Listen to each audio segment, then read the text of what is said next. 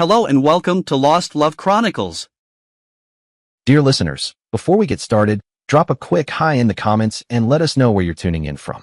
Also, if you have any suggestions for us to make the channel better, please let us know. Now let's start with the story. Aaron and Marissa needed to be at the station at noon.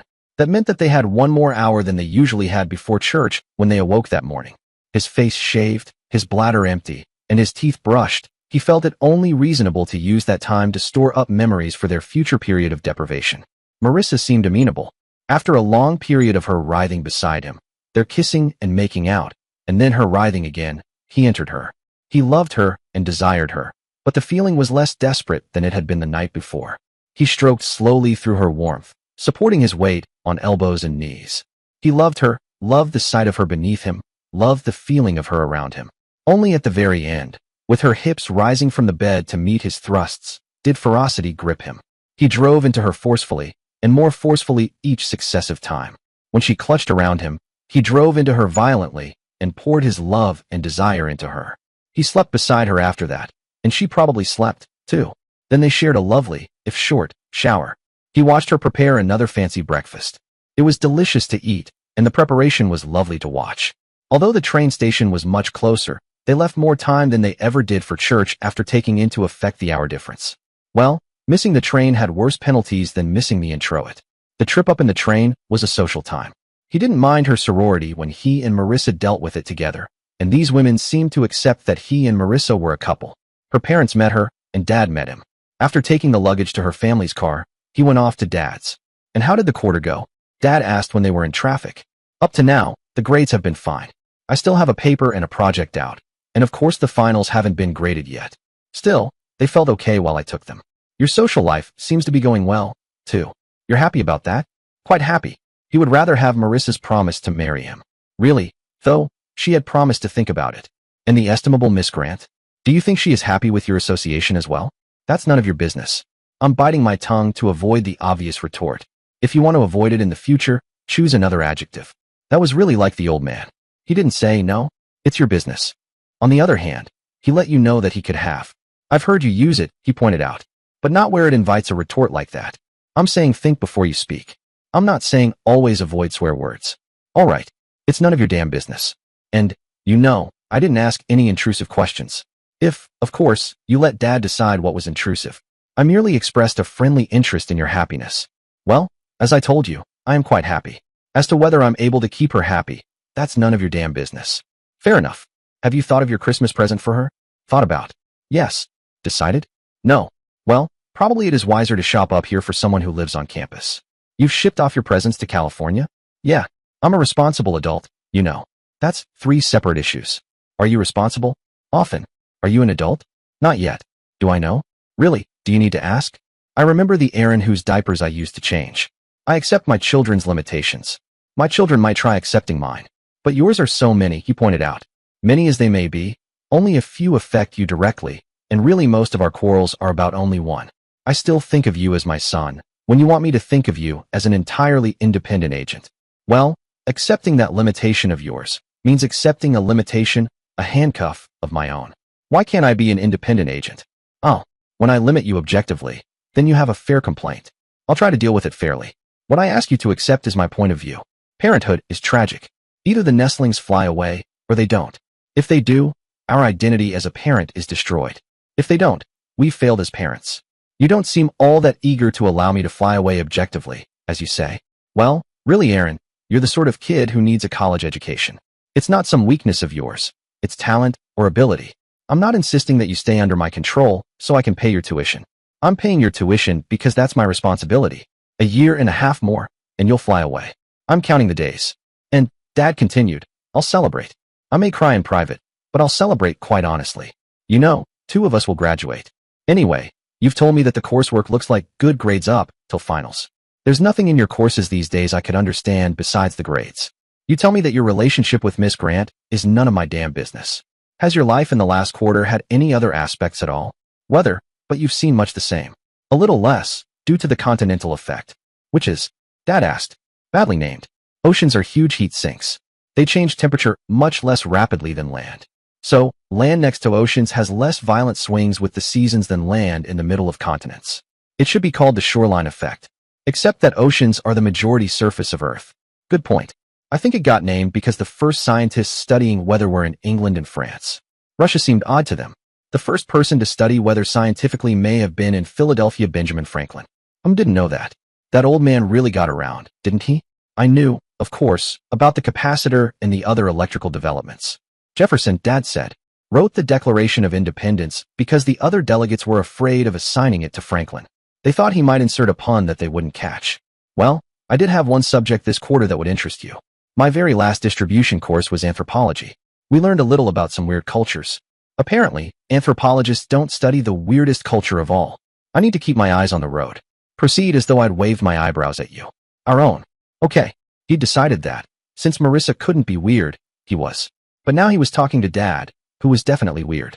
He, and his society, had rules far crazier than any the course had covered. Sunday, he got to see Marissa again. They sat together in church, and their hips, at least, touched. Afterwards, though, they parted. Monday, he went downtown and bought Marissa a chain like the ones he'd seen girls wearing. He didn't think that was too intimate a gift. He bought Dad a biography of Tamerlane.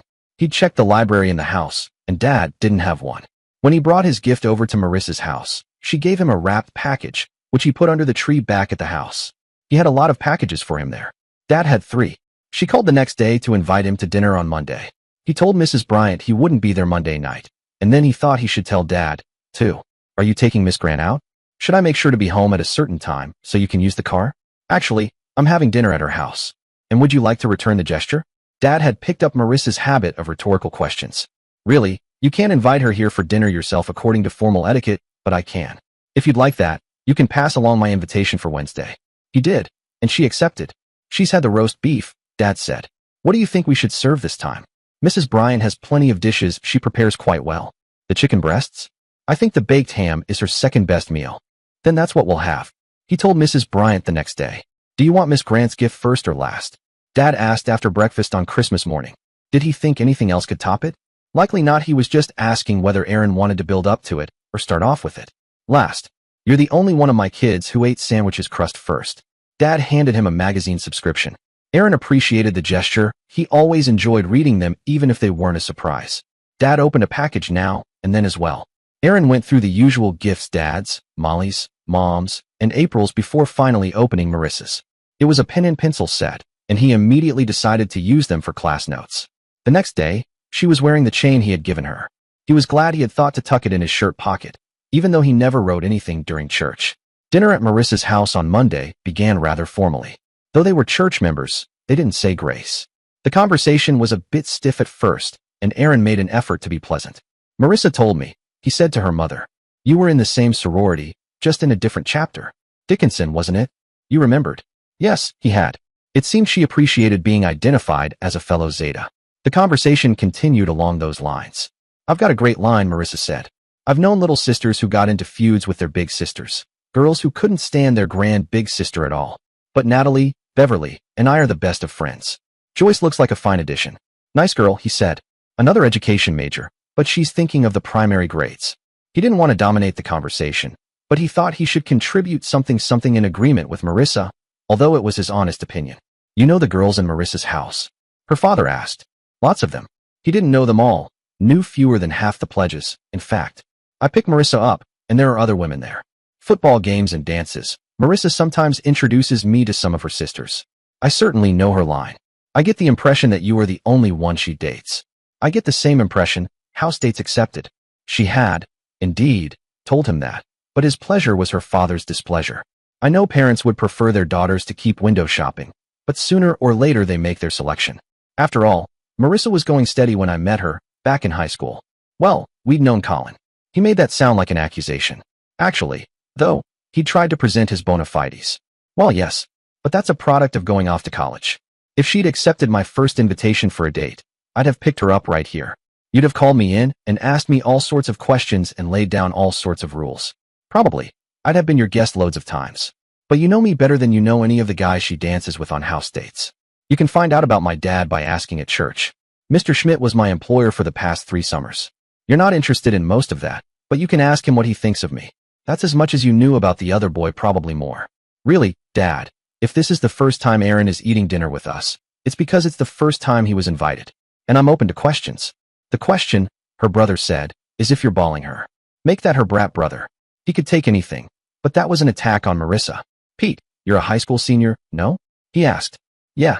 If I made a suggestion about my sister's sex life in his hearing, much less at the dinner table, my dad would turn me over his knee. And I'm 3 years older than you are. If you want me to think of you as an adult, talk about relativity. Relativity? Pete didn't have a clue. I could talk about relativity when I was a high school senior, and I didn't think I was an adult. That might be stretching it. Anyway, it's something adults talk about.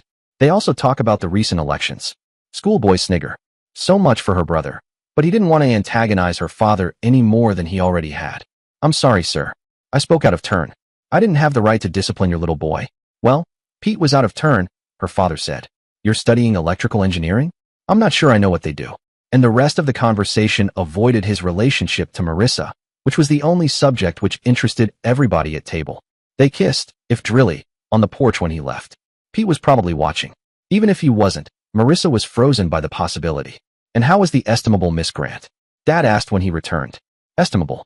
If Dad wanted to play vocabulary games, he'd play with him. She cooked a delicious beef stroganoff. Unfortunately, she's plagued by an annoying kid brother. Well, I don't know the lad. How old?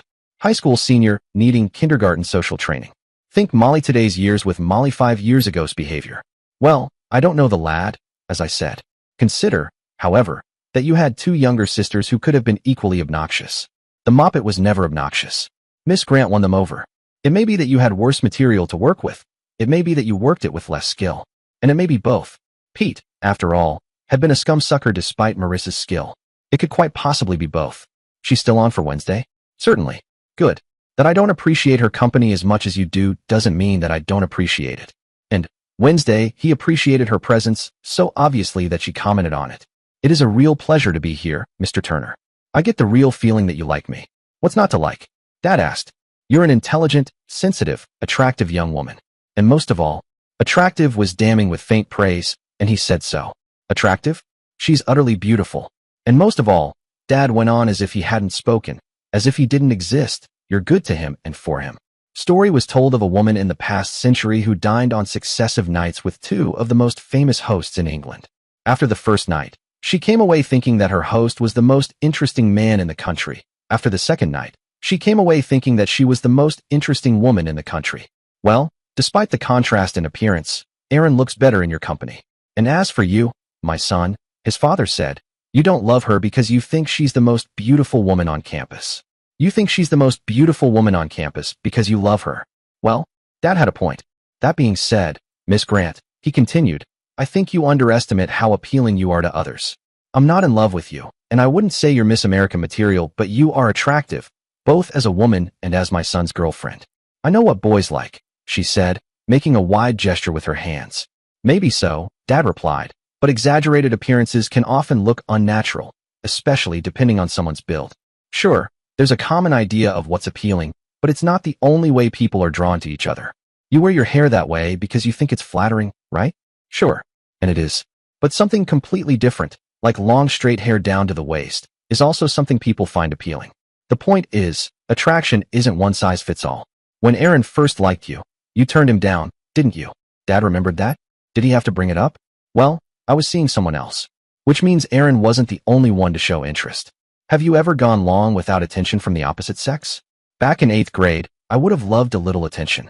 Sure, but 8th grade boys aren't exactly the best benchmark, Dad said. And maybe someone liked you then, and just never said anything. But anyway, we're talking about whether you're appealing now. Were you the same back then? No, but, so your point doesn't really apply. The truth is, people find different things attractive. That comment you made about what boys like really oversimplifies things. You like Erin, right? You're not just dating him because the football team's unavailable? Well, Erin's stronger than he looks. Maybe, but he's not an athlete. And did you notice that strength before or after you started dating him? Much later. Exactly. Stereotypes don't explain everything. People don't always fall into those neat categories. One of the things Erin likes about you is your intelligence. And yes, there's a stereotype that some women hide their smarts because it supposedly drives men away.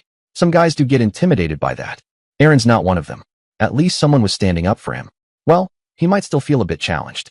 Not right now, since this isn't a date, but I've watched him over the past 2 years. He's dating someone impressive. I'm nowhere near as smart as he is. He makes the dean's list, after all. Well, he may be better at classwork than you are, but you don't put the emphasis on it that he does. What did he tell me? You're vice president of your sorority? Of the chapter. The sorority is a national organization. The chapter is 50-some women on one campus. Well, still, that takes work, doesn't it? Over and above the work your average member puts in? Aaron studies, and I applaud that. Past chapter vice president isn't going to go on your transcript. But, leaving that aside, my estimate of your intelligence comes more from your success with my daughters. You're very kind, but you're underestimating your son. Last spring, as a favor to me, he tutored 3 sisters who were in trouble in college math. All 3 were helped tremendously. Marissa might overestimate his intelligence, but at least he knew she was on his side. Well, you'll have to visit more often. I hadn't heard about that. Aaron answers my direct questions, but he seldom volunteers any information. Now, Aaron began. That was unfair. Well, that's my observation. You did introduce Miss Grant very politely. You didn't say why she was important in your life, but that she was clear. When are you doing to call me Marissa? When you call me Jim. The conversation went on. He enjoyed watching and listening to Marissa, but he was reduced to watching and listening every time she and Dad were together. She was his date, damn it. And, after dinner, when Dad went upstairs, she was his date. They had sweet kisses. Her mouth tasted faintly of the spices Mrs. Bryant used in the ham. He was careful not to mess her clothes, but she checked in the mirror of the downstairs bathroom anyway. Then he drove her home and had one more kiss on the front porch. Dad was watching the news when he got back. She was my date, you know, Dad. You didn't have to monopolize the conversation. Why, Aaron? That is remarkably selfish of you. First of all, it wasn't a date. She was, formally, my guest at dinner. More to the point, there were 3 people at table, thus 3 pairs. You have all the time she's willing to give you at school. If you had something to ask her or tell her, then you could have done that there. While you and I don't talk all that much, we have loads of opportunity. Besides which, the subject most on your mind, if seldom on your tongue, was present. The only pair at the table who don't have loads of time to talk to each other were Miss Grant and myself. Well, you didn't have to bring up her shape. All I did was call her attractive. Anything more specific was at her instigation. Attractive, of course, has implications of sexually desirable, but it's a term used in polite company and by women to describe other women. I didn't mention that you lusted after her, a fact which is as clear to her as it is to me, maybe even clearer. I merely mentioned that other men also were attracted, what attraction carefully unspecified, to her. The girl is less perfect than you think, and one of those imperfections is a serious case of self-deprecation. Great. He was trying to persuade Marissa to accept him, and Dad was trying to persuade her that she could do better. She may be out of my league, but she's out of yours, too. Really, you know, we aren't in competition. If we were, I'd have only one advantage over you with a girl of that age. And she does not strike me as a gold digger. Even if she were, of course, while she could do far better than you, she could do better than me, too. I am not courting Miss Grant as a mistress, as she is well aware, but as a daughter-in-law. Who said I was thinking of marrying her? Why, nobody has said it. I certainly didn't, though if you're not, you're a total jackass. The point, though, as she is well aware, is that I have no legitimate interest in entertaining her if she is merely your current date. While you may not have mentioned marriage to her, and considering your mutual status as students you probably shouldn't, she must realize that you are interested in her more than casually. How much more than casually? She doesn't have the knowledge of your background to assess. So, a concerned parent would naturally consider whether this will lead to the natural conclusion. And she is quite sensitive enough to see that. Interfering scumsucker. You probably shouldn't, indeed. Well, Aaron had mentioned it to Marissa, and there was nothing Dad could do about it. Graduation, paycheck, wedding, and he'd never tell the old man anything, not even the time of day, again. I don't see where it's any of your goddamn business. Well, I might point out that Miss Grant was happy to be welcomed into this house. It is my house. I gather that your reception at her home was less consistently cordial. Is that any of your business? Since Miss Grant seemed to refer to it, she seems to have thought that it was. Prioritize, my lad. Is your current relationship with me as important as your relationship with her is? If not, you need to play your best cards. And the fact that I welcome her, and that she enjoys my welcome is a positive you can use. Everything was about Dad, a legend in his own mind. But, he thought after he was in bed alone, Dad had been right about one thing. He had to play his best cards. If Dad was far less important than he thought, he probably was a positive in her mind. Aaron's parent approves of us, at least was. The girls were probably a greater positive, if only he could think of a way to use them. If he'd thought earlier, they would probably have been happy to send her Christmas cards. She talked a lot about his brain, or his GPA, which she confused with it. And she thought he was strong. He should go back to lifting the chair when she wasn't around. And, jealous as he felt towards them, he should remember to be kind to her sorority sisters. Great. All that should take him about 3 inches closer to his goal. That only left 5,279 feet and 9 inches to go. He was getting tired of this. When she didn't occupy his bed, Marissa monopolized his thoughts. Erin had planned to spring a suggestion on Marissa in church. She came alone and suggested that they sit with Dad, which fouled up the chances. Dad, though, headed for the exit immediately after the services were over. Usually, he waited for Erin to fetch the car when they were together. Look, he said to her in the hearing of people straggling out the aisles, the season is more or less over. I was thinking of heading back to campus and getting a jump on the quarter. What do you think of that idea? That sounds like a smart move. Why don't we go back down together? Sounds great. When? How about next Saturday? I'll tell Mom. We'll be in touch, then. He walked her to her car, and then went to where he'd parked Dad's car. Dad was sitting in the passenger seat, but he turned on the motor. He got in the driver's seat. Thanks, he said. Parting is such sweet sorrow. I thought you might have been longer. We're going to a restaurant. Debbie's okay? Fine. I thought I might go back to campus early. Get the books and stuff before the rush. Could you drive me to the train Saturday? Certainly. Does Miss Grant need a ride too? Or are you two going to meet at the station like you parted at the station? What makes you think? Erin, it's all right to think the old man is senile. It is almost mandatory at your age. It is, however, quite rude to act on that belief. If he was going to stay home a shorter amount of time, he had to cram the rest of the studying of the books he'd brought home into 1 week. The previous preparation on PDE had turned out to be helpful. He wouldn't be as far along at the beginning of the second quarter, but he'd do all right for the first weeks. The book on designing electronic circuits was heavier slogging. He really needed to hear the lectures on that. The grades were mailed to his home, and they came before they left. He had lucked out in Anthro and the motor course. That made 4 AS. The railroad car was about 1/3 full on the trip back, but they didn't see anyone they knew. The girls had sent long letters to Dad along with their gifts and photos. They'd finally figured out what pleased the old man. He told her about news from the letters. That led to his memories of the girls from before. He tried to get her to tell him about her history, but he suspected that he was getting a report from the shallows. Marissa had made 2 BS, an A, in teaching reading, and AC, in French literature and translation. He would have reminded her of how much her attention to Zeta cost her, if he wasn't conscious that she'd spent time with him, too. She made much of his straight A quarter. They stopped at the grocery in the trip from the train station to the apartment.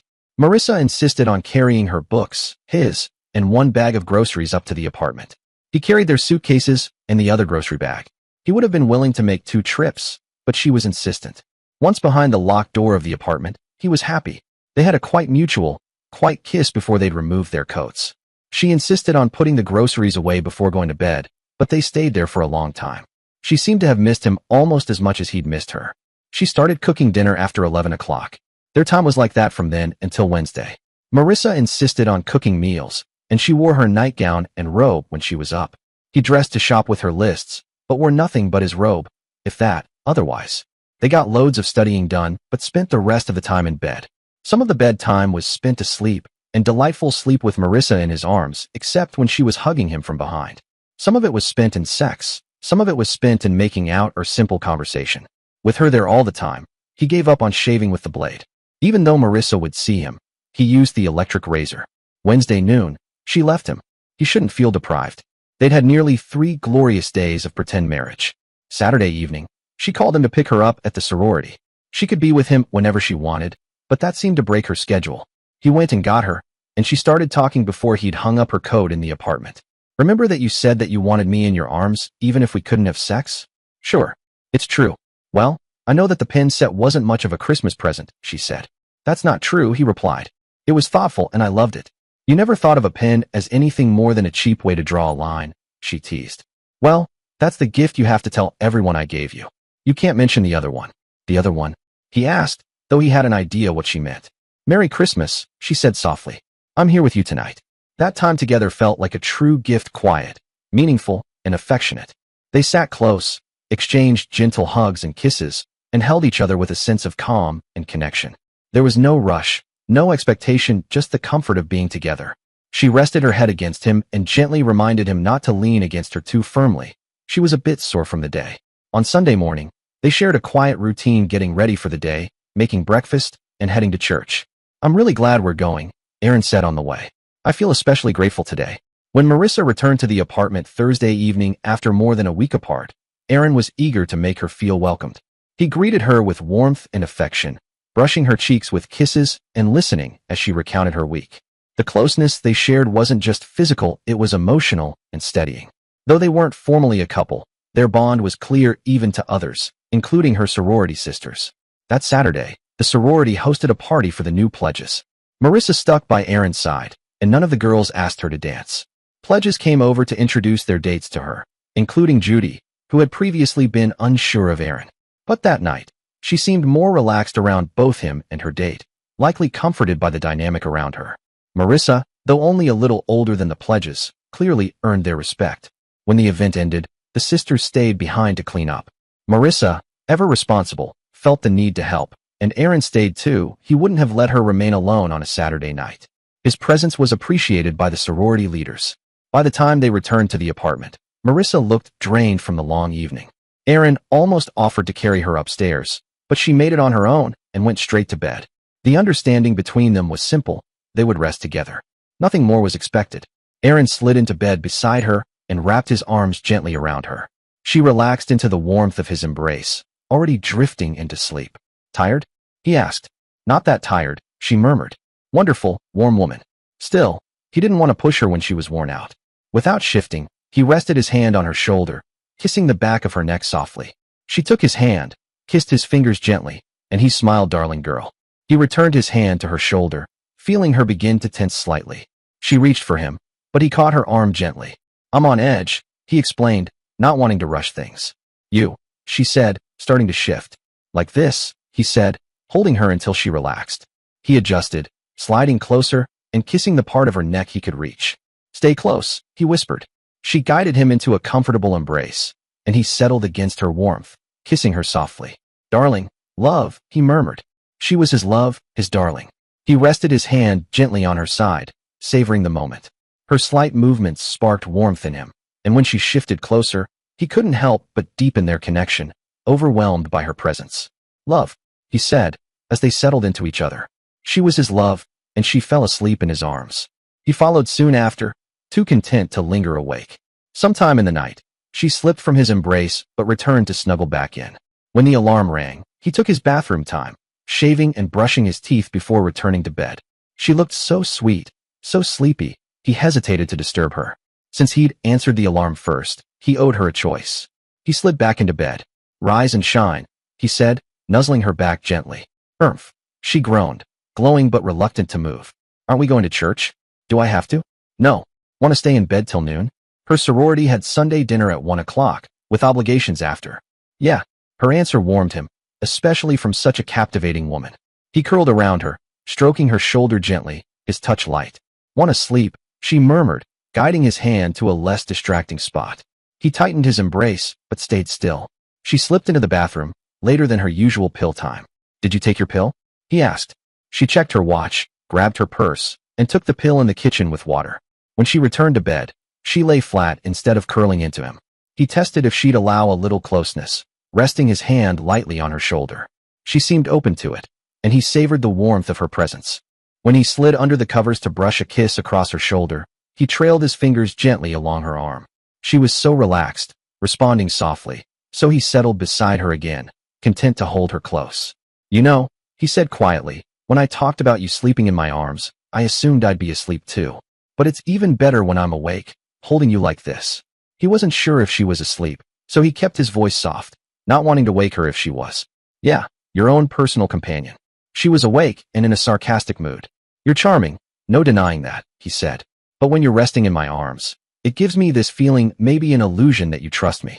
Trust, huh? You're resting your hand on my shoulder to sell me that illusion. It'd feel more real if you moved it somewhere else. Actually, she was wrong. If she didn't mind his hand on her shoulder, that showed more trust than if it were somewhere less personal. Well, he pointed out, if I put my hand on your arm, you'd have to support its weight. On your shoulder, it's effortless. Yeah, right. Got any bridges for sale? Her sarcasm was playful, and she seemed in a good mood. They were skipping their usual routine, and he could tell she was enjoying the break as much as he was. You think I'm scheming something? He teased, lightly touching her arm. I'm totally innocent, and I'd never do something like this. He gestured toward her cheek, pretending to lean in for a peck. She laughed, covering her face but not pushing him away. Things unfolded slowly. They were resting together after a long night, and he wasn't about to ask more of her than she felt ready to give.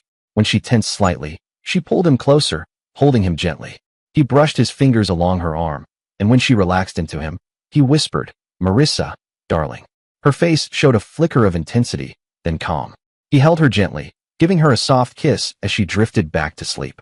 A little later, she stirred and turned to him for a kiss. Then she slipped into the bathroom.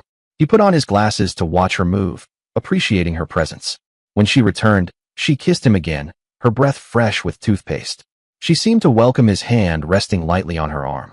When she tensed again, starting to fidget, she reached for his hand, squeezing it gently. "You," she said softly. Yes, they'd had their break from the world, and this moment felt like their last for the morning. He wanted it to be special for both of them. She leaned into him, and he adjusted so they were comfortable, his hands resting lightly on her shoulders. He watched her face as they stayed close, her expression shifting from warmth to curiosity, then to a hint of unease. Her hand slid along his back as she grew more thoughtful, her face showing a trace of concern. "Marissa," he said as her expression softened into calm, her body relaxing against him. He held her tightly, then let himself collapse beside her, both of them settling into a new spot on the bed. She got up and headed for the bathroom. When he heard the shower, he hung her robe on the door.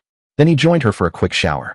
Their little escape was over, it seemed, because she dressed in everyday clothes and started cooking breakfast.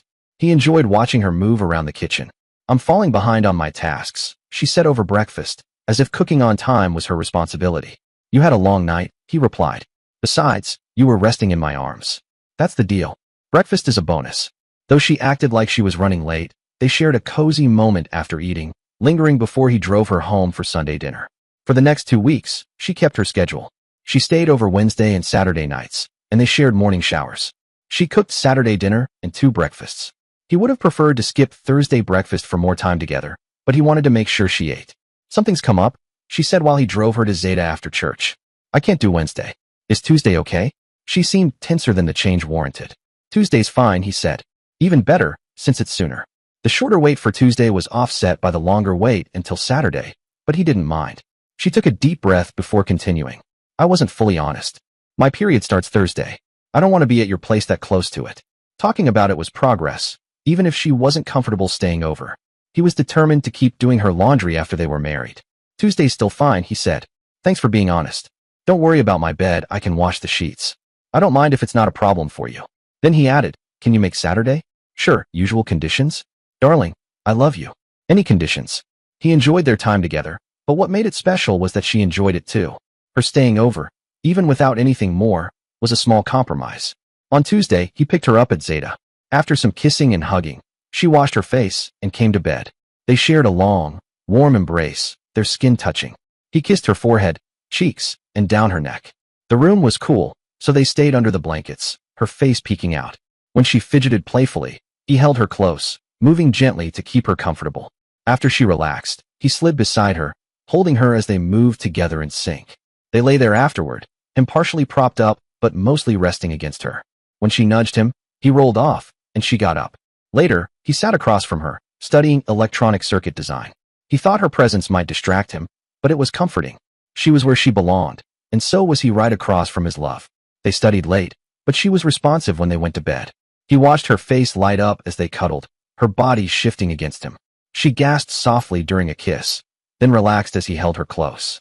On Saturday afternoon, he bought a small jar of Vaseline and set it on the nightstand, hoping she'd be open to some closeness. That evening, they shared a quick hug before she cooked dinner. After he cleared the table, she sat on his lap for a longer cuddle. Her shoulders were sore, but he could hold her waist without issue. Had he been too rough before? He'd been so focused on her comfort. From now on, he'd be more careful. Sitting with her on his lap felt just as good as holding her in his arms. They studied for a while. He'd finished his Monday and Tuesday assignments early, so he read ahead in PDE while she worked. In bed, they shared a long kiss. Even if it was all they did, it felt more intimate than a kiss leading to more. When she pulled back, he lay on his side, kissing her face and stroking her hair gently. He wanted more, but wasn't sure what she'd allow. "Look," he asked, "is it okay if I touch your hand? Is that too much?" "Aaron, it's not too much, it's just there." She hesitated. "It might be messy. So what? I can wash my hands. Is it really an issue?" She always framed things around his feelings, but he suspected some of it was about her own comfort, which he respected. If it's too much, I can stop? She nodded. He grabbed the Vaseline, explaining, I figured this might help if you're not feeling up for much. He wanted to be careful not to push her. When he was sure he wasn't making her uncomfortable, he kissed her deeply. He focused on her hand, moving gently. She responded more slowly than usual. Maybe it was the newness of the situation or her own hesitation. But she tensed, then relaxed, her breath catching as she leaned into him. His heart raced when she brushed against him, but he hoped she didn't think he was pushing for more. When he checked her face, she looked content, not suspicious. Was that okay? He asked. Aaron, it was wonderful. Can I do it again? She nodded without hesitation. As he started again, he asked, Are your shoulders too sore for a gentle touch? Try, she said. Darling. He focused on being gentle, and she responded beautifully, relaxing into him again and again. Suddenly, she nudged his arm away. Had he gone too far? Was I too rough? Aaron, you're never inconsiderate. I've reached my limit tonight. Her tone was gentle, expressing her boundaries with kindness. When she curled into his arms, his heart warmed. She fell asleep against him, and he felt a deep sense of gratitude for her trust. Sunday morning, Aaron got up first, brushing his teeth and shaving. She was waiting when he came out. He lingered, in case she wanted to use the bathroom too, though he would have loved a quiet moment to cuddle. She came out soon after. You sure you're not worried about the sheets? She asked with a little smile. I can wash them. It's how you feel that matters, he said. She smiled back. He picked her up gently and carried her to bed with quiet reverence. Darling, he whispered when they lay down. They shared a sweet kiss and a quiet moment of closeness. Their time together had a new sense of tenderness. The connection between them was deeper than words. He held her tightly and felt overwhelmed by how much she meant to him. You're so kind, so thoughtful, so lovely, he murmured. You really wanted that? She asked with a quiet laugh. He would have given up anything for a moment like this. Oh, darling. Let me go in there first, she said. This time she stayed longer, and he waited until he heard the water running. See, she said later, pointing to a small detail he hadn't noticed. When he stepped under the shower, it disappeared. You're the most wonderful woman in the world, he told her. I'll take that, she said with a grin. He smiled. Now I have something to be especially grateful for, he added as they reached the church parking lot. Fine, but don't tell the congregation what it is, she teased. He wouldn't, but he'd tell God when he found the right words. She was such a blessing in his life that he could only pray she might feel the same. God, he believed, cared for her too, maybe even more. He'd been taught that God loved everyone, no matter their flaws. The real question was, could he be good for her? He decided to pray not only for her acceptance, but for the strength to be the partner she deserved. Thursday okay this week? She asked as they drove to Zeta House. Only 2 days a week weren't workable, and that was just a constraint of their current lives. Fine, he said. Thursday was fine. So was Saturday. So was Sunday morning, especially when they sat close in church with their legs touching. He would have said the day couldn't get better, but then it did. I've been thinking, Marissa said as they drove away from church. Thinking about us. That's nice, he said. Well, I'm glad I'm not the only one. I think my answer is yes. He braked quickly, overwhelmed. Does that mean what I think it means? If you still want to marry me in June of '78, I want to marry you too. If he were dead, he would have died happy. But he was very much alive and stunned.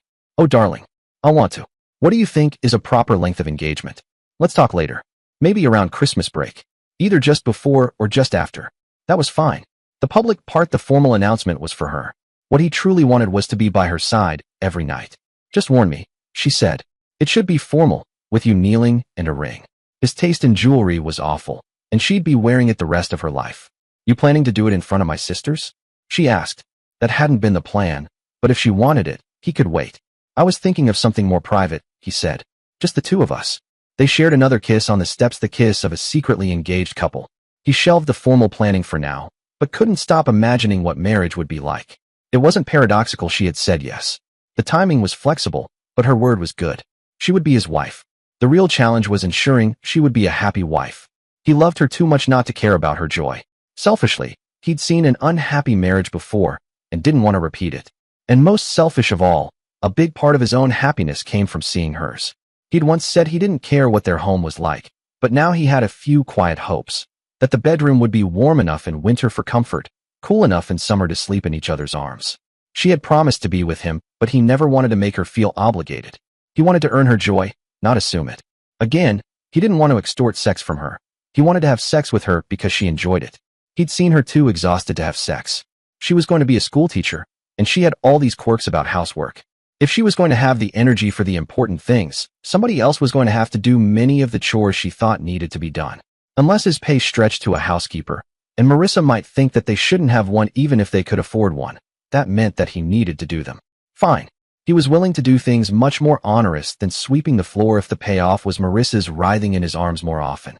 He brought the subject up in words she could affirm one Wednesday evening as they sat down to study after dinner.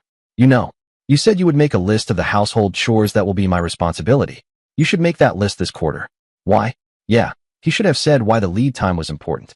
Well, I'm going to have to learn almost all of them. The best time to learn would be this summer. If Mrs. Bryant doesn't teach me, you'll have to when we're married. Really, Aaron, you should know all the tasks. I'm never going to expect you to do all of them at the same time, but we might need to change them off. For a short time, you might need to do everything. What if I broke a leg? He didn't want to think of her hurting, much less damaged. And there will be different tasks to assign in different sorts of houses. Do you know how to mow the lawn? Actually, I do.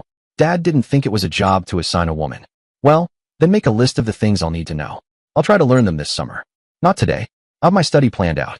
Well, he hadn't suggested anything that soon. Not today. This quarter.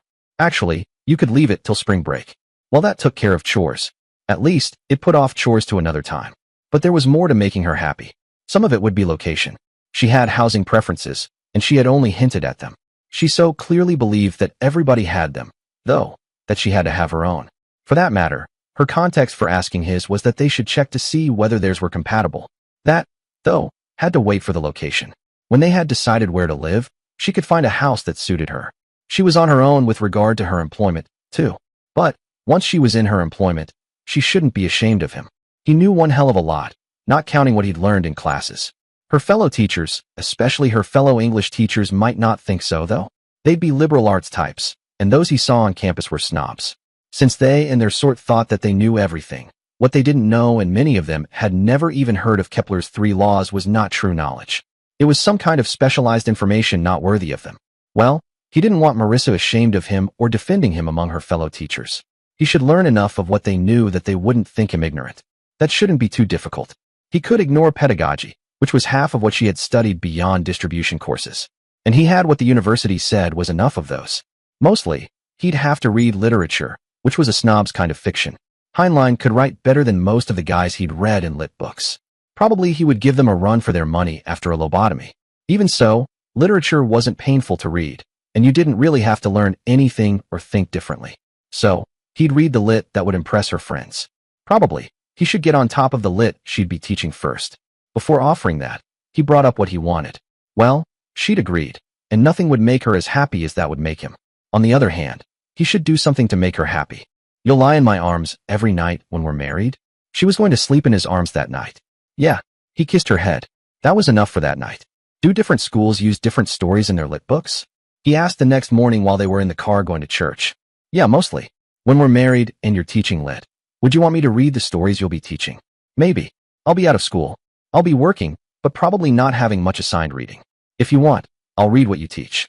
Should I read all the Shakespeare plays? I've only read Macbeth and Lear. They got to the church without her answering. What's this about reading literature? She asked in the car after church. I didn't quite get it. Well, you'll be in my arms every night. You agreed to that, so that's what I get. If doing a few chores isn't enough, what else will you want? I figure you wouldn't want to be married to someone who doesn't understand your work. Aaron, it would mean a lot if you took an interest in my career. But I don't want it to feel like a chore. Well, getting to know you better seems like part of being married. And it wouldn't hurt if I didn't seem clueless to your coworkers. That would help make a good impression. You're sweet, she said quietly, before they shared their goodbye kiss. He figured she'd think about it. Marissa also began talking about what their married life might look like. He didn't tell her that every idea she had sounded wonderful to him. It showed she was becoming more certain that marriage was in their future. She'd said it out right before, but now she was thinking practically about how it would work. We could start by living in an apartment, she suggested, and then buy a house once we're sure where we want to stay and have the money saved for a down payment. And we'll both share in economic decisions? Sure. Well, he'd agree to most of her ideas there. Let's get to the important thing. Sure. You'll sleep in my arms every night. Aaron, did he sound like he was doubting her word? He really wasn't. I don't doubt you. I just like to hear you say it. I'll sleep in your arms for every night of our married life. You're a darling. Now, all he had to do was to keep her married to him. and keeping her happy was almost certainly sufficient, and quite likely necessary. When spring break loomed, he suggested staying on campus. She agreed readily. Dad expected him home, and he should call. Look, Dad, I'm not coming home spring break. I'm going to stay down here and read ahead in my texts. Well, I'll see you when classes end, then. Yeah. As a matter of fact, could you pick up an app from the hardware store and mail it to me? Sure. Have a nice time. Give my regards to Miss Grant. What makes you think she'll be here? At that the old man laughed. It was an awfully long and somewhat forced laugh, and on his dime, too. When classes were over, Aaron picked Marissa up at the Zeta house. She was waiting for him by the door, and he greeted her with a warm hug before grabbing her things and carrying them to the car. Once in the apartment, he lifted her again, smiling, before they started getting comfortable for the evening. He opened the closet door so they could use the mirror, then paused to ask. Too cold? He felt the apartment was warm enough, but Marissa tended to be more sensitive to chilly air. Nice and warm, she said, joining him at the mirror. They stood together, quietly watching their reflections and sharing the moment. You're beautiful, Aaron said softly, brushing a strand of hair behind her ear. They stayed like that for a while, enjoying each other's company and the quiet comfort of being close.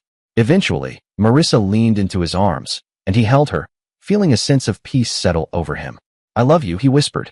It wasn't just about her outward beauty, it was her spirit, her presence. She smiled at him, her eyes full of warmth. Later, he helped her to a spot where she could lean against the wall for support while they continued talking and laughing. They were both feeling a bit silly and affectionate, and the mirror gave them an added sense of shared intimacy, not physical, but emotional, a moment of lighthearted togetherness. Darling, he said again, overwhelmed by how much he cared for her. As the evening wound down, they curled up together on the floor, not saying much, just resting. Eventually, Marissa stood up and went into the bathroom. Aaron, still a bit tired, headed to bed. She joined him a little later and lay down beside him. It's a little warm for this close of a hug, she said gently. When we're married, we'll have to make sure the bedroom is properly air-conditioned, he replied with a grin. Then Marissa, in a more serious tone, asked, Aaron, you haven't dated anyone else since we started seeing each other, have you? No. I've never had a serious relationship before this. Well, just know if that ever changes in the future, it would be a deal breaker for me. I'm not okay with emotional or physical cheating. Even something like kissing another woman would mean sleeping on the couch. That's fair, Aaron said. I don't want anyone else, anyway. She softened. Of course, I'm not counting relatives or friendly gestures. Kissing your grandma is fine. Aaron laughed. Good to know. Changing the subject, she said, remember the list of chores I asked you to learn? I think now's a good time to go over it. He groaned, half joking. Really? Now, you said you wanted to hold me at night. To get to that point, we've both got to contribute. She got out of bed, put on some jeans and slippers, and sat down at the table with a pencil and paper. Want me to pack your laundry while you write? Aaron asked. Yeah, I feel a little strange having you do it, but sure. She handed over her dirty clothes. Aaron didn't see why she felt odd. It was something that needed to be done, and he was happy to do it. I said I'd take care of the chores when we're married, he reminded her. That includes laundry. As he loaded everything up, including the sheets and pillowcases, he felt satisfied. He headed to the laundromat, started the machines, then hurried back. Forget something? She asked when he returned.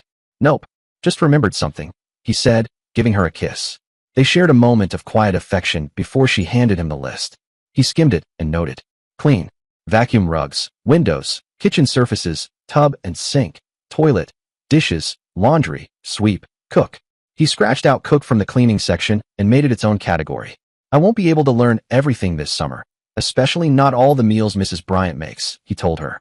I'll be working at the hardware store most days. You're right, she replied, thinking it over. Why don't you learn the basics, lunches and snacks? I'll handle the main meals and fancier stuff. Deal. They shared another kiss before he returned to switch the laundry to the dryer. When he came back again, Marissa had started cooking, and it made Aaron smile. Watching her move around the kitchen, he realized again just how happy he was in her presence. He emptied out the laundry onto the bed, put away his own clothes, and left hers until she gave the go-ahead. Her spaghetti was delicious, doubly so because he'd seen her make it. After dinner, she sat on his lap for a kiss, then got up to put her clothes away. They spent the rest of the evening studying side by side. Being near her, just near her, made it easier to focus. Her presence wasn't a distraction, it was a comfort. Without any demands from the next day, they went to bed early. Remembering his interrupted trip up her backbone, he kissed her from coccyx to skull before she turned over. Not needing a sheet, she writhed in his sight 3 separate times. He was stroking her towards the 4th when she promised, without any prompting on his part, his dearest wish. Aaron, every night of our marriage, I'll sleep in your arms. Oh, darling, I love you. He couldn't express how much he loved her right then. Then come here and prove it. Proving it meant entering her sweetness. And that only made him love her more. He exploded as she writhed under him and around him once more. Afterwards, he covered them with a sheet, and she did sleep in his arms. The morning was even better. With no external demands. With his ejaculation of the night before reducing his internal demands, he slowly stroked in her until the forceful rise of her groin against his made him speed up. They came at the same instant and eased back down to doze together. She made a late breakfast. Afterwards, they set out hand in hand with some books for the campus. They were going to enjoy the weather outside. She lay with her head in his lap, and at first, he read her some poetry. Then she sat up and they each read their own book. The walk home was hand in hand. She made him a snack. Your peanut butter sandwiches taste much better than mine do, he told her. And it wasn't just that he could watch her make them. Do you use jelly when you make them? No. They were peanut butter sandwiches, not jelly sandwiches. Well, could you eat another whole one? Sure. See. PB on one slice, jelly on the other. Then you put them together and cut it down the middle. They ate. She only had half a sandwich. Sure, she was trim, but she didn't really seem to eat enough to sustain that minimal weight. You can make your own snacks when I'm not here, and you can make them and share them with me when we're married. He liked that last suggestion, and she seemed to like the idea enough to come into his arms for a long kiss. They'd share a bed when they were married. Would they have this sort of fully clothed standing cuddle, too? Then they got back to work. Aaron was determined to support Marissa's study habits better than her sorority environment ever had. He wanted her to feel confident in her choice to spend the week with him. Their study sessions were productive, and dinner, which she cooked, was delicious. But for Aaron, the most treasured moments were the quiet, personal times they shared. They spent the evening enjoying each other's company, talking, laughing, and exchanging affectionate gestures. Their time together, whether cuddled under the blankets or simply holding hands, was a deep source of happiness. When she pulled him closer and rested against him, he kissed her forehead and held her until they both fell asleep. The next morning, though the energy was slower, the warmth between them remained. They shared tender gestures, soft touches, and unspoken understanding. Later, they got ready and walked to church, sitting close, maybe too close to appear entirely modest, but clearly happy to be beside each other. She came home with him afterward, choosing his apartment over her sorority, which made him quietly glad. Watching her cook dinner was a joy in itself, and the meal tasted even better because of her presence. Afterward, they studied again until supper. When the dishes were done, they took a walk through the warm, darkening streets, hand in hand. There was a peaceful rhythm to their day that made everything feel just right. Later, when they went to bed, she surprised him by guiding how they curled up together. At first, he didn't quite understand, but he followed her lead. She held him close, brushing her hair out of her face, her smile full of mischief and affection. He rested with his hands at her waist, simply appreciating the moment. Her comfort with him, and his admiration of her warmth, her beauty, her strength filled the space between them. They lay together quietly afterward, and Aaron felt deeply at peace. Watching her move, laugh, and think it all made sense. The connection they shared, especially that week, felt like something worth holding on to. Darling. And he grabbed his darling and pulled her down into his arms. This way, they didn't have to worry about his weight. He held her as their breath slowed. He was shrinking, and when he came out, some of his jism followed. You're getting the mess on you, she said. So he was, but that didn't matter. Stay like this. She didn't try to move off, but she wriggled a bit, wriggled delightfully, too. Roll a little, she said. When he did, she straightened her legs. Then she lay quietly on him. Oh, Marissa, I love you, he said while caressing her back. You'll never be able to sleep like this. Try me. You are adorable. But she soon moved off. She came into the spoon when she did, though. In the morning, they returned to bed from separate bathroom times. She writhed delightfully under his hand, his mouth, and his hand again. When he tried his hand for one more time, though, she left him. She dressed slowly without going for a shower first. The dressing was clearly an erotic demonstration. Her dressing and undressing were always a turn-on. That she was trying for that effect, though, somehow made this time less so in some ways. She taught him how to make lunch. She used the same teaching method as Mrs. Bryant used. She did all the thinking, and he did all the muscle work, not that there was much muscle involved in making coleslaw and sloppy joes. She cleared after lunch and didn't seem to want him to wash them dishes then. They did a little cuddling and a lot of studying between lunch and dinner. They took another stroll through town after dinner and then studied for a couple of hours. They were behaving so well as students that it was ridiculous of her parents to object to their being married as students. Marissa wouldn't want to leave her sorority, though. Then, too, being really married meant his supporting her. Still, he'd be happy in an unreal marriage for a year, if it was followed by a real one. He cared deeply for her. If he couldn't have her all the time, he would cherish whatever moments they had together.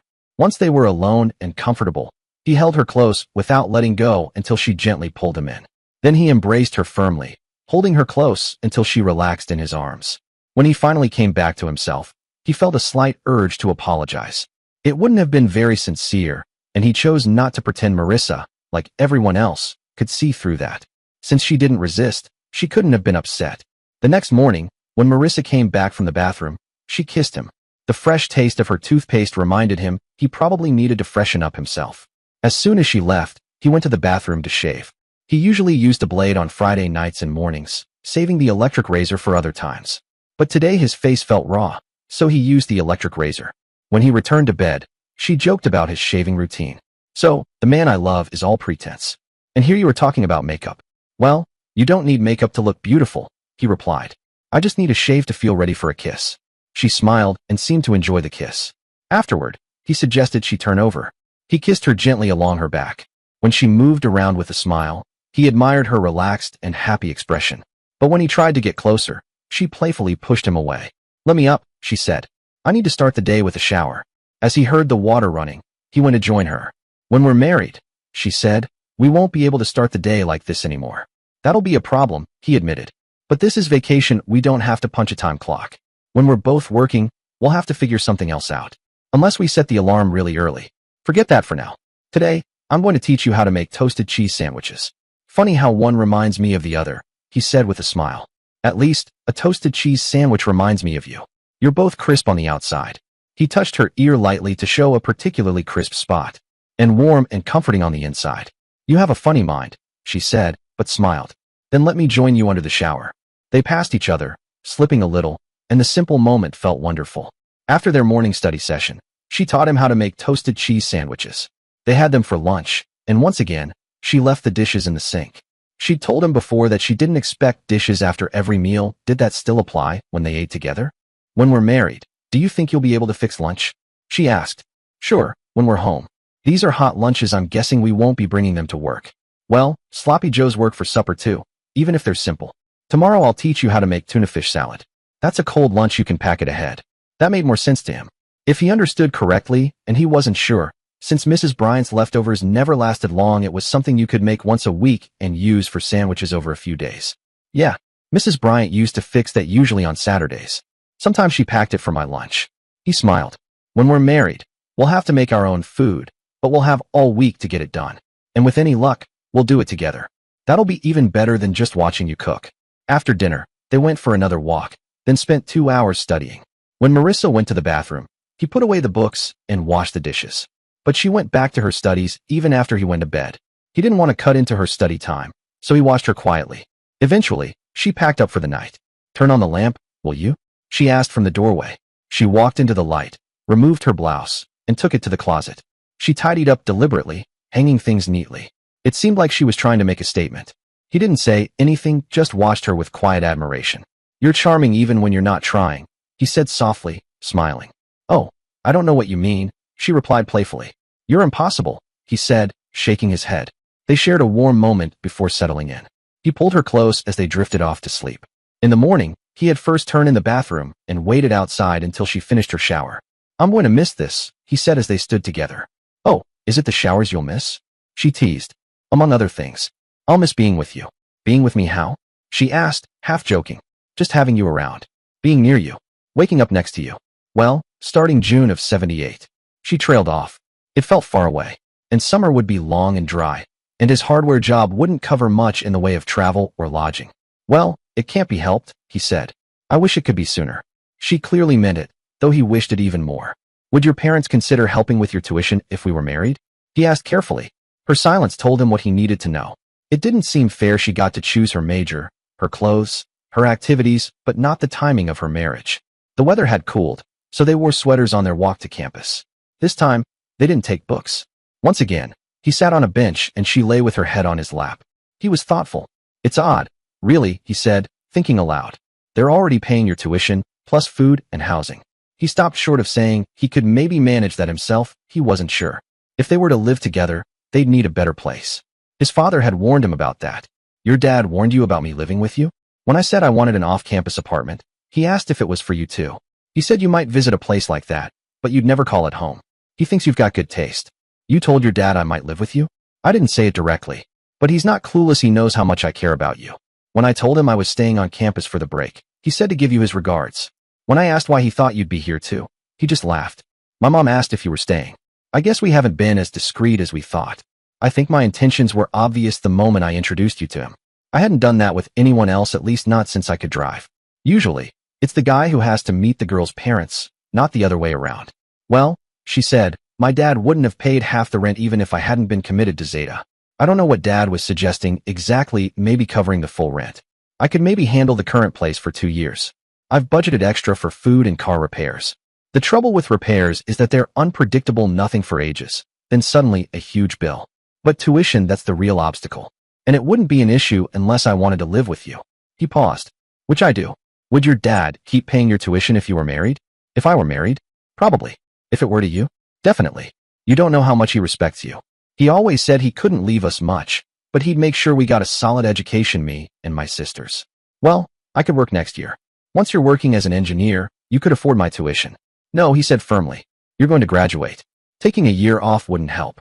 Your grades are fine, and the university doesn't mind a C or 2. You're already one of the most focused students on campus.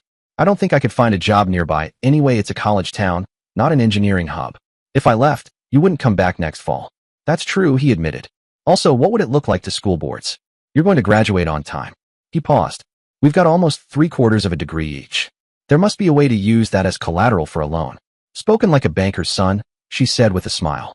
Yeah, but dad would say it's worthless as collateral. Which means it isn't really collateral. It hadn't been a fight. They wanted the same thing and were frustrated by the same obstacles. Still, it cooled the mood of their walk. They went home to study not long after. She taught him how to make tuna salad sandwiches, though the way she sliced them made them prone to leak. Then, they returned to their books. Aaron Turner found the rest of the week of spring break fun, but less fun than the first half had been. Marissa seemed distracted when he wanted to cuddle while they were dressed, and, in bed, insisted that he come into her after she'd had only 2 climaxes under his hand or mouth. They didn't try anything more in front of the mirror or with her on top. It was a far cry from celibacy, but it was more restricted than he had hoped for from the week. The pleasure of discussing their future married life also seemed drained. What he really wanted for sure was a marriage that would begin earlier than they would actually begin theirs. Somehow, any mention of the marriage would bring that frustration to his mind. So, he stopped mentioning the marriage. So, for a while, did she? Friday, he was waiting in bed while she took her bathroom time. Look, Aaron, are you doing to participate this morning? She suddenly asked from the bathroom door. He didn't really trust his erection. I thought maybe tonight. Fine. Let's make a date for tonight. She went back inside. When he heard the shower, he joined her. She looked unwelcoming enough that he washed only himself. After breakfast, though, she kissed him. Taking that as permission, he lifted her so she was standing on the chair. They had a great time cuddling before he did the breakfast dishes. You know, she said, you could do them once a day. When you're here. She'd said something like that earlier, but he figured that the cleaning up was to please her. Once we're married, I'll always be here, or at least there. Well, that topic was mentionable again. Yeah, and you'll be in my arms every night from June of '78 until I die. He accepted the weight, even if it was a little hard. Every night. Aaron, for all your faults, you're sweet. You're the sweet one. He smiled and gently ruffled her hair before turning back to his studies. After lunch, she stopped him from washing the dishes again. Come here, she called from the bed. She was fully dressed and sitting there, but it felt nice to be invited. She motioned for him to lie down, and he did. He looked up at her kind face, feeling grateful. What courses are you planning to take next year? She asked, playing with his hair. That question opened the floodgates. Well, when you get this far along, things open up. So much is a prerequisite that I couldn't have taken many courses if I delayed some of the basics. Also, AP Calculus in high school, despite all the headaches it caused, will really free me up next year. Partial differential equations is normally a senior course, so I can take 1 more course or 3 more if they're just quarter classes than some others. I've told you that electrical engineering splits into branches? She looked a bit unsure. You've mentioned it before, but I'm not sure I fully understood. Well, he said, you have a clock and a radio. A clock radio, actually, she replied. That's the point, they're 2 different things. A clock runs on electricity that powers the motor to move the hands. It's a tiny amount of power, but electricity can do that. It can run motors ranging from tiny clock motors to powerful ones that move trains, and even more powerful motors used in industry. That's one branch. And the radio is the other branch? See, she was smart. Yeah, information. Each radio frequency conveys another set of information as to what sounds were made back in the radio studio. TV is a bit more complicated, and computers are nothing more than processing information. Now, information used to be processed by vacuum tubes. You started out with a little current, and that allowed more of a bigger current to flow. Now, it's done with transistors. And that's what I'm mostly studying next year, transistors. So, when you graduate, you'll know all about transistors? Probably nobody knew all about anything, but transistors were less known then. For example, planetary orbits. As if. It's like counting Chinese. This might not be clear. They're inventing and discovering more about transistors faster than schools can teach it. And, really, I'm not learning all about transistors. You ever hear of a black box? Tell me. Now he was back teaching the prerequisite courses. He might complain about distribution requirements in the humanities and social sciences, but at least they gave people like him some useful vocabulary. You couldn't become an engineer without hearing about things like gerunds and the rump parliament. Meanwhile, someone training to be an English teacher might never learn anything about engineering or much about science at all. Well, we use that kind of thinking a lot in engineering design. You take something someone else has built. You don't necessarily look inside it. You just understand how it responds to input, and you use that. You treat it like a mysterious black box. You have to, if you want to design anything within a reasonable amount of time, even in other fields. For example, an architectural engineer knows the bearing strength of a steel beam without understanding the metallurgy behind it. Did you take driver's ed? He asked. My dad taught me, she said, a bit puzzled. Well, he probably didn't start by explaining the internal workings of an engine or the details of brake systems. He taught you the basics like turning the steering wheel to change the direction of the tires, stepping on the gas pedal to go faster, and the brake pedal to slow down. It's the same concept of a black box. It doesn't matter why it works that way. It just matters that you know it does. I won't be designing transistors. I'll be designing devices that use them. It's like driving a car versus building one. If you say so, she replied, signaling that her attention had drifted. Well, he could still learn if he couldn't get her fully engaged. What about you? I'll tell you. They didn't teach any of that fleurs de mal when I went to high school, neither at Gordon nor at ETHS. Well, I have a double major. You knew that. Remember when you taught college math? Yeah, he sure hadn't forgotten in less than a year. Donna asked how well you'd done in it, and you said that you'd never taken it in that form. You looked like a teacher because you knew more math than was in this course. Same with lit. Lit teachers study more lit than they're going to teach. So, I'm never going to teach Baudelaire. It's a shame, though. The whole class would read that section. Anyway, she took a breath, which did interesting things to his view. Anyway, she continued, having an English degree will help me get a job as an English teacher, and English majors have lots of choices about classes. Ed majors are more like engineers. There are so many things you have to take that you don't have all that many choices within the field. And there are two groups making rules for education. You have to take these courses to get a degree and those courses to get certificated. The last word triggered an old complaint.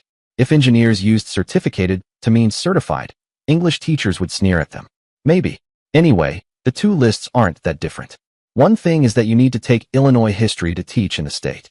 A lot of other states have similar requirements. I'll take it next year. Then, you'll get a job in Kentucky, and I'll have to take Kentucky history. Maybe, maybe not. If she wanted to stay in-state, he'd probably be able to. Well, they'd discuss that when he had offers to discuss. Look, I expect to get a fair number of offers. That's what happens every year. The companies come recruiting. You go down to interview with the ones which look promising, and some of them make you an offer. All right, we'll look at those offers together. Where you live means where you teach. I could get a job in Gary and live in Illinois, but not a job in San Francisco. So, where you want to live and teach is part of how we evaluate the job offers. Everybody does that. Everybody sensible, that is. Part of what you consider is what they'll pay, but part of it is what you'll work on and your future prospects, and part is where you want to live. So, some guys will be favoring the places which have great skiing within reach. I'll be favoring those where you'll be happy. I won't tell them. After all, the company only has a set number of locations to offer. They couldn't change them. But I'm going to consider your happiness as much more important than the starting pay. For that matter, you might consider having more money to spend better than getting a lovely school to teach in. That, however, will be your choice. Aaron, you're sweet. She was hearing more than he was promising. Not all that sweet.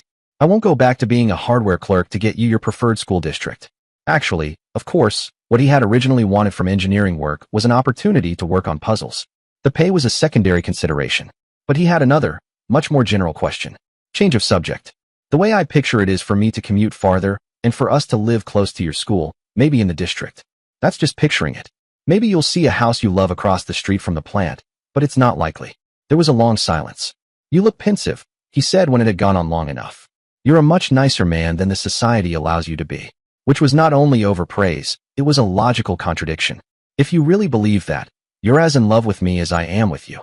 Assuming that Dad's claim was correct that the beauty he saw in her was exaggerated by his love for her.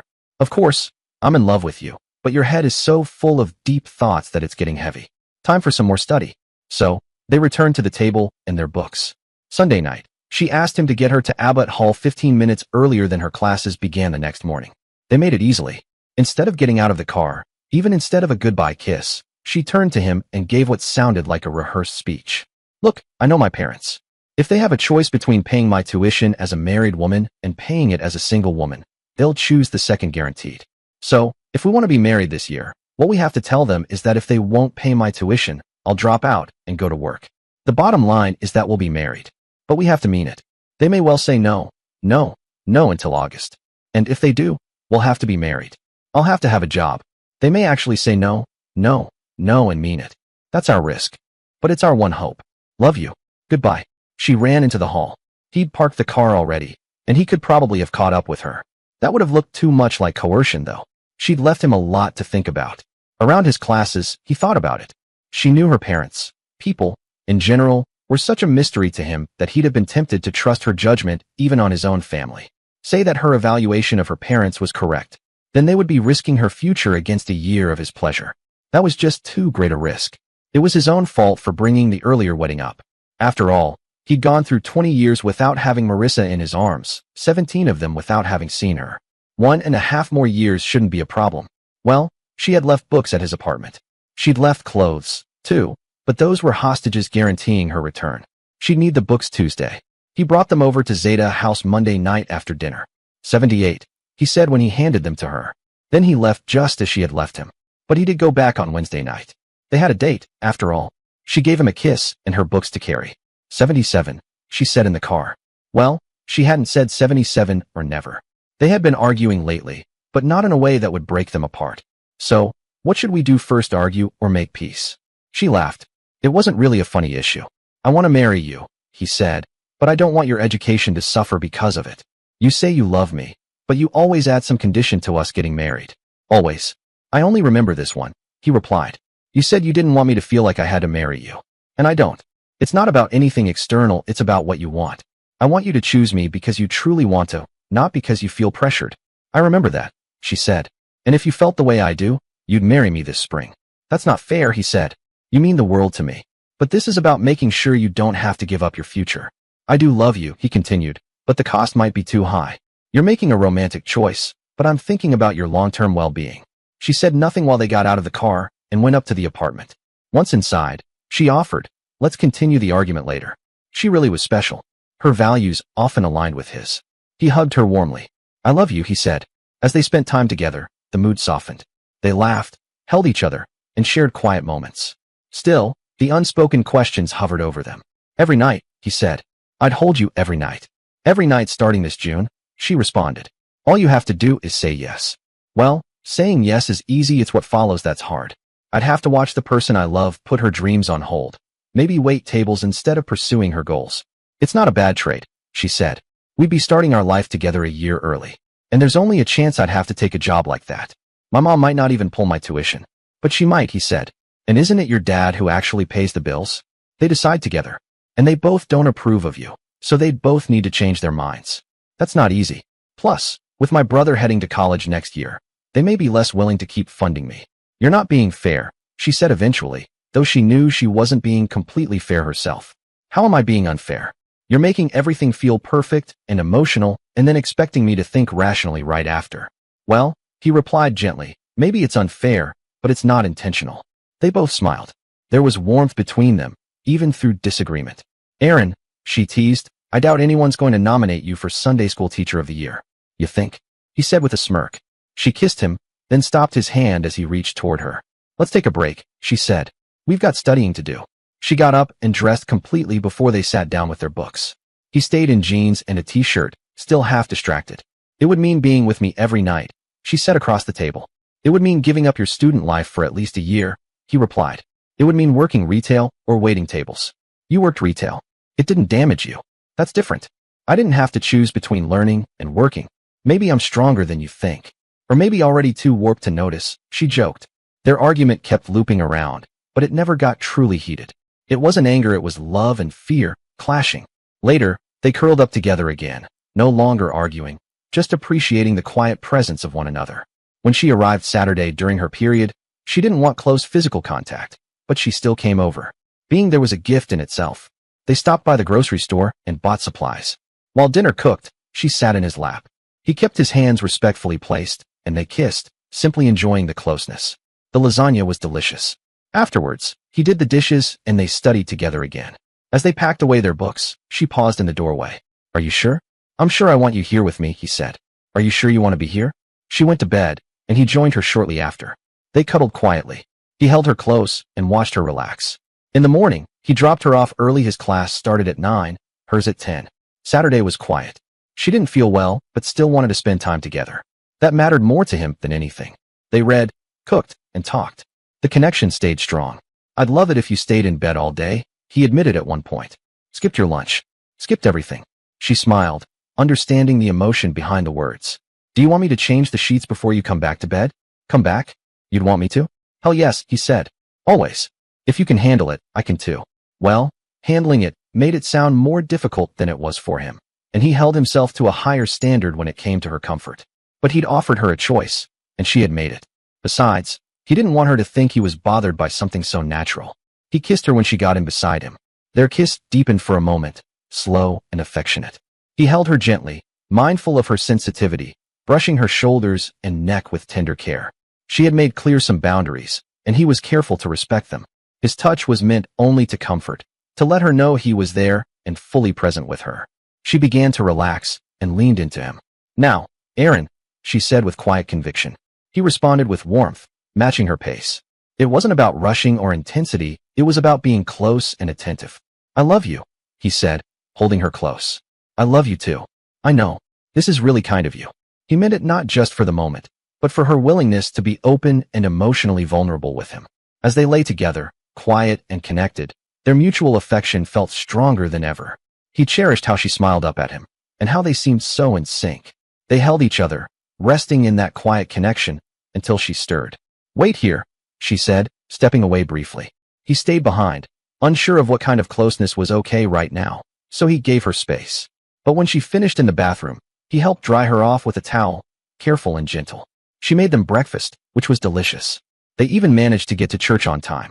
During the service, he tried to reflect on the blessings in his life, especially Marissa. She was so thoughtful and generous, and even when she disagreed with something, she tried to meet him halfway. That generosity made him want to return the gesture to do something for her, not because he had to, but because he wanted to. Not everything she said was about compromise. Some things she simply believed in, like not rushing into marriage. But he'd asked what she wanted, and maybe this was part of the answer. On the drive back, his thoughts weighed on him. Was she sure this was what she wanted? He pulled off the road, knowing this deserved more than a passing comment. Marissa, are you sure you want to get married this June? He asked. Yes. It's less of a risk than you think. You trust me in so many things. I suppose I should trust you in this. His heart was pounding. He stepped out of the car, walked around to her side, and opened the door. Then he knelt down. Marissa Grant, will you marry me this June? Oh, Aaron, yes, she said. He kissed her as best he could from that position. The kneeling mattered more than the formality. He took her back to Zeta House, and she called him that night. Tell me what we decided this noon, she said. I think I may be dreaming. We decided to get married this June. Or, rather, I proposed and you accepted. We should pick out a ring. Do you want to help choose it? You'll be the one wearing it, after all. Yes, soon, she said. But just hearing it again means more to me right now. Still, now that he'd mentioned the ring, he wanted to act on it. Wednesday? After class. I'll be there. Abbott Hall. A few minutes after 3. I may be a little late, I have a 2 o'clock class too.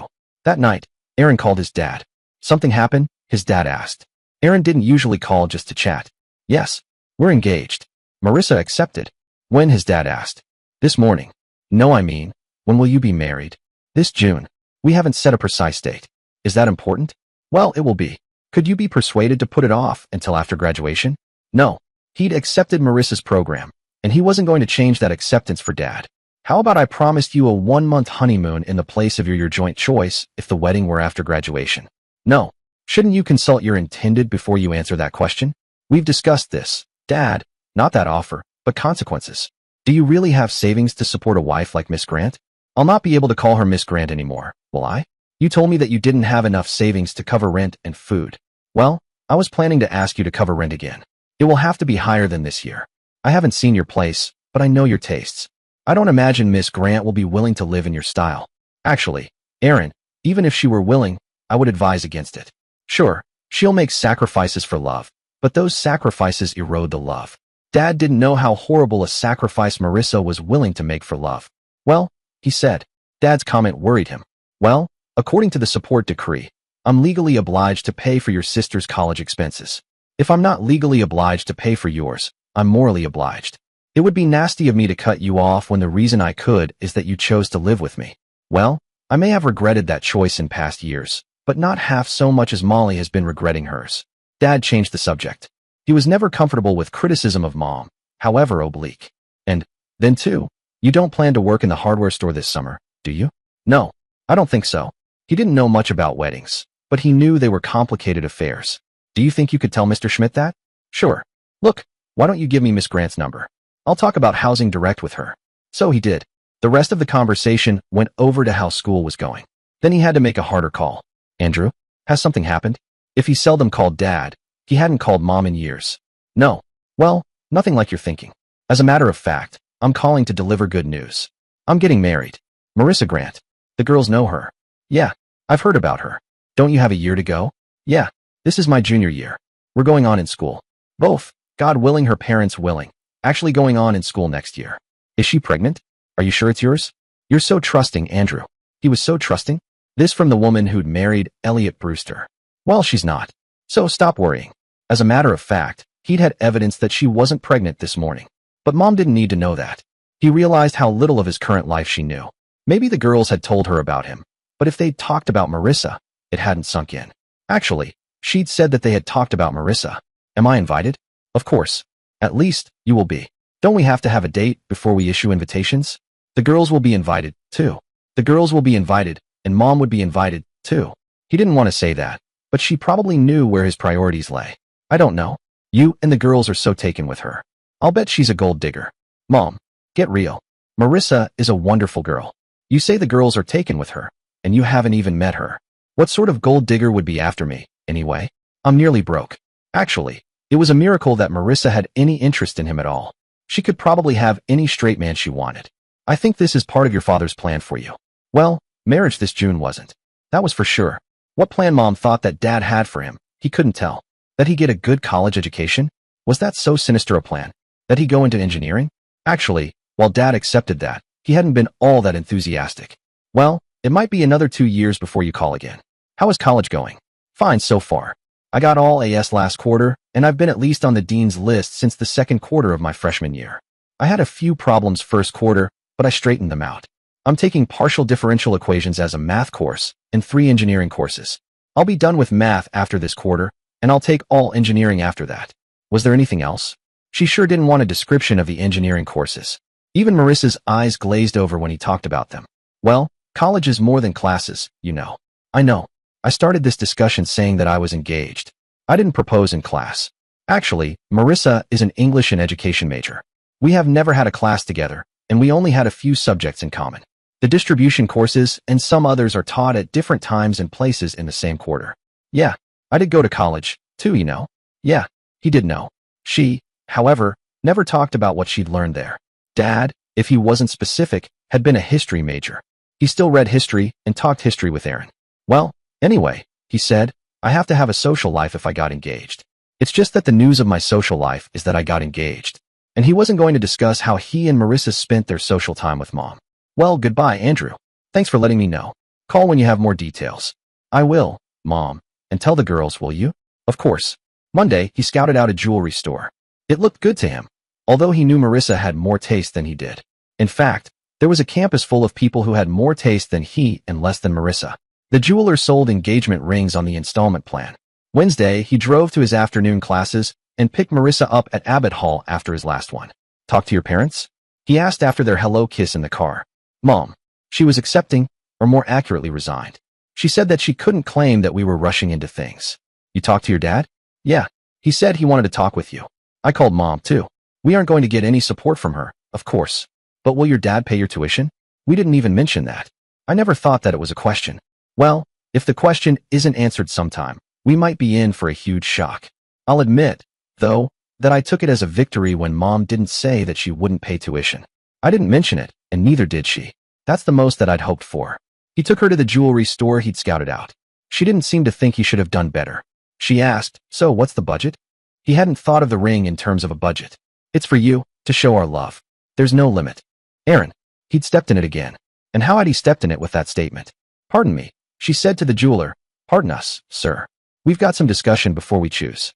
We'll be back. She walked towards the car with him trailing behind. She was so mad that she got in the car without even waiting for him to open the door. Look, she said. I'm going to be living on the budget. I'm going to be your wife. Of course, she was going to be his wife. That was what this was all about.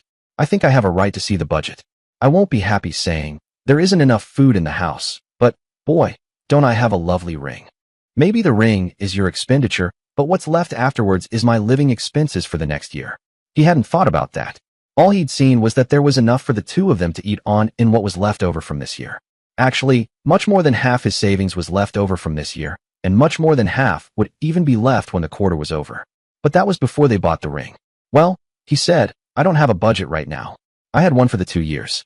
Then, I was living under it. I really didn't need a new budget if I was spending less than in the old one. Fine. Now, we need a budget. Where do you want to go to make one? He drove her back to the apartment. Apparently, his budget had been quite inadequate. He'd been under it with no problems, but Marissa wanted a concrete plan. He told her what he'd spent in the last few months. The checkbook helped there, but he kept records of all expenditures by categories such as food. She had him run that forwards till the end of the quarter. That and the gas for going home. She told him to subtract from what he had in the two banks. That was their money for the next year. She set $500 aside for emergencies, and then allotted the rest to different categories. The categories included food, clothing. He told her that he'd bought some underwear that year and didn't think he'd need anything else before graduation. She didn't accept that car expenses, gifts, travel, textbooks, incidentals. She'd covered so much, things he hadn't planned on the year before, that he couldn't figure what incidentals could be. She put it in, though. Some of that was a block, some car expenses and textbooks. Some of it was by the week.